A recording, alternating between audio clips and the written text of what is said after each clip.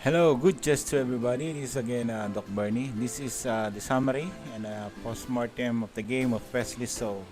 Wesley So is white here. He opens up with d4, d5, knight f3, knight f6. So their opening is very common, Slav defense. c6, knight c3, a6 to follow up this b5, e3, b5, d3, bishop g4. This is just a standard opening.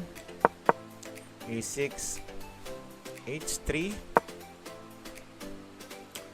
then bishop b4, threatening to take this knight. He cannot take this bishop because it's going to be a double fork by the bishop. So of course, bishop d2 protecting the knight, bishop h5 getting away, and the g4.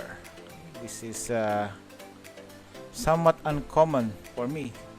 Okay, so bishop g6 and knight e5, outpost on the e5, threatening to take on the bishop, the strong bishop on g6, because the h6 is not yet open for the bishop to hide.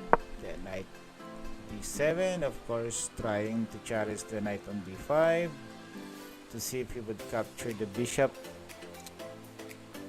Okay, knight takes g6, h6 c6, e3, kicking his bishop.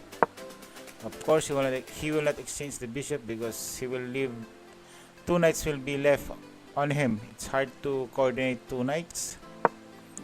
Queen c2, typical development. Rook a8. It's like a mini rook leaf on the 7th rank. Oh, king f1, maybe going on to g2. Okay, so knight f6, king g2, knight d7, c5, locking the Kingside. Wesley is going for the center. He wants to open the center. Well, black did it first. e5. Okay, g5. This is somewhat inaccurate according to the computer because you're giving more space between your pawns and your king. It's dangerous. So knight h5, f4. He's trying to challenge this pawn on e5 to break the center. Then black chose to take on d4. He takes d4. Knight f8. Computer says it's the best. Rook a e1. Of course, line up your rook in front of the king. Queen b8, trying to attack the pawn on h4 and make a threat inside the white king. Of course, rook f1 to protect the pawn, f6, queen d3 in order for the queen to protect this square, because if this pawn would go, there is a space in here, so the queen must protect that g3 square. King f7, bishop g4. Okay, it's totally black. So now the only left for them to fight is this e file and then this h file. So of course, bishop f3, rook d7. Possible threat in here. Oh, he took on the pawn.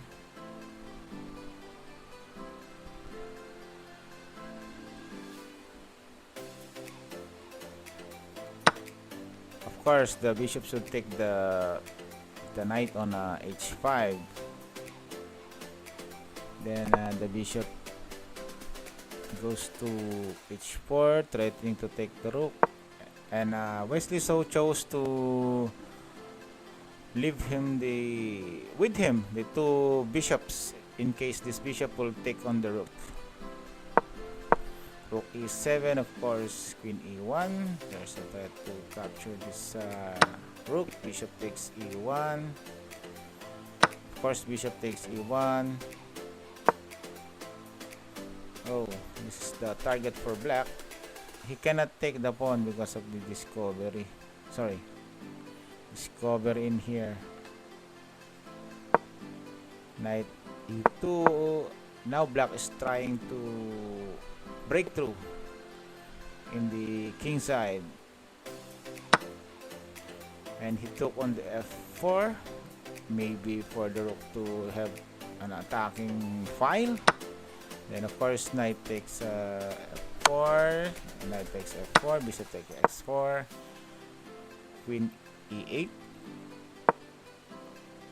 and bishop g5, targeting the rook and developing it.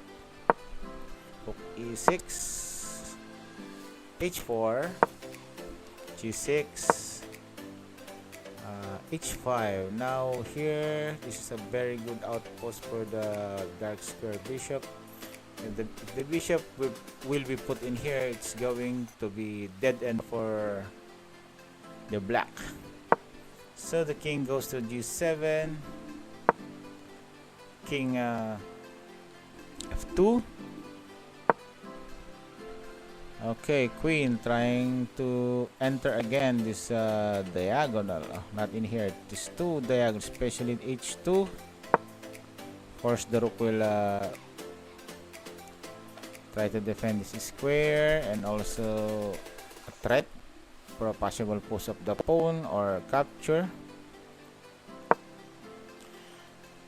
Queen c7, queen d2, queen d7. So Wesley's position is already winning here. He's leading for about 4 pawns. Queen e7. So black is just playing a waiting move. Queen d1. There's no place for these two battery to enter the king of Wesley. So bishop d6, queen g5. The queen cannot maximize or took advantage of the weakness of white because the rook is only threatening in this file and the other rooks is sleeping on h8. The queen is doing it all alone, so it's very difficult for her. And rook h8.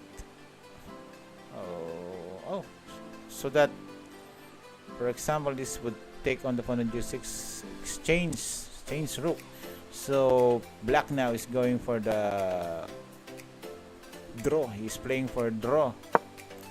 And of course, rook g1, lining up the rook on the queen and the king of the opponent.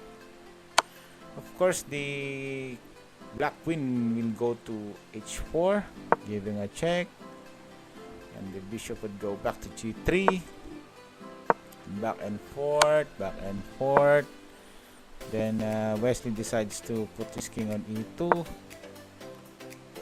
Okay, so pin by counter pin because it is this is paralyzed because of the threat of the rook on the king.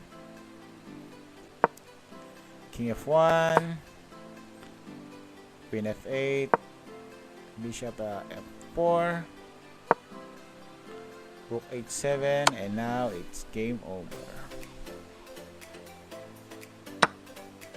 Rook takes g6, h takes g6. So now two bishops versus a rook and a passed pawn. Rook d7, bishop e5. Wow, such a very powerful outpost for the dark square bishop. And now black resigned because, for example, the queen would arrive in here.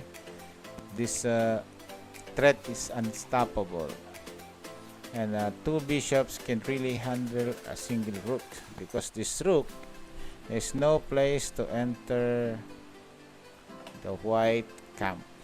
Okay, so Wesley won here. Thank you very much for listening. Good chess to everybody.